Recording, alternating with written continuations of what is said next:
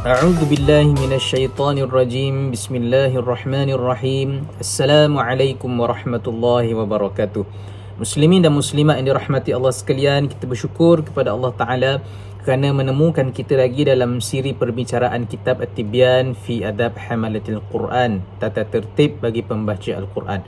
Sebelum kita meneruskan pada siri perbicaraan kali ini, jom saya ingin mengajak tuan-tuan dan puan-puan sedang penonton, tolong tekan butang subscribe YouTube channel TV MAMBS, like serta share video ini, dan boleh tekan butang loceng di sebelahnya itu supaya kita mendapat notifikasi-notifikasi video-video terbaru daripada kami, khususnya perbicaraan yang akan kita sambung pada kali ini, iaitu kitab At-Tibyan fi Adab Hamalatil Quran.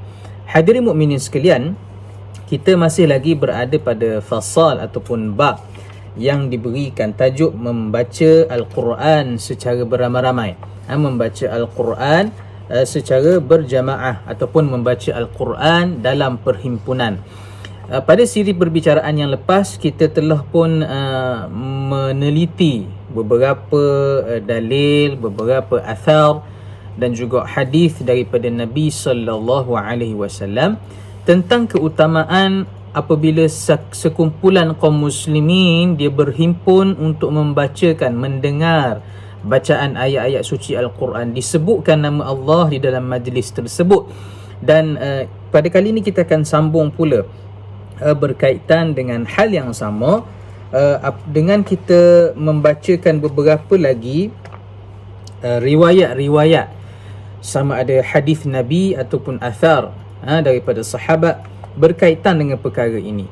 Kata Al-Imam An-Nawawi, hadis-hadis yang lain dalam perkara ini ada banyak diriwayatkan. Antaranya ada yang diriwayatkan daripada Ad-Darimi dengan sanadnya daripada Ibnu Abbas radhiyallahu anhuma.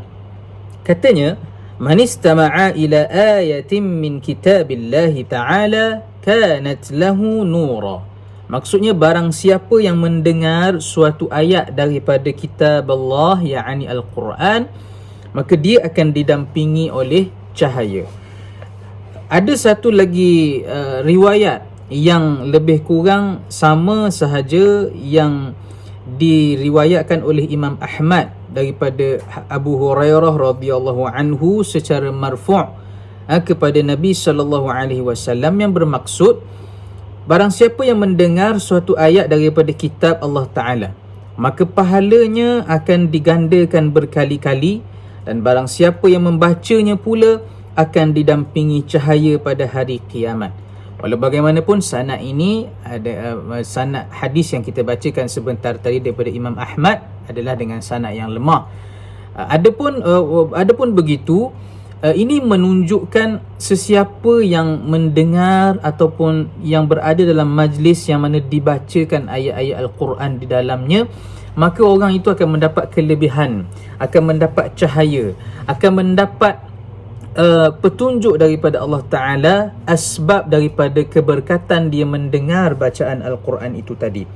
Bahkan Ibnu Abi Dawud meriwayatkan daripada Abu Darda, kana yadrusul Quran ma'ahu nafarun yaqra'una jami'a. Kata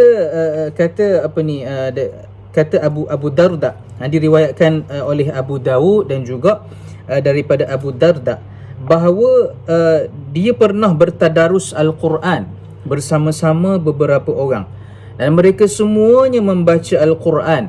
Dan diriwayatkan juga tentang keutamaan berkumpul untuk bertadarus Al-Quran daripada para salaf dan juga khalaf dan para alim ulama yang terdahulu.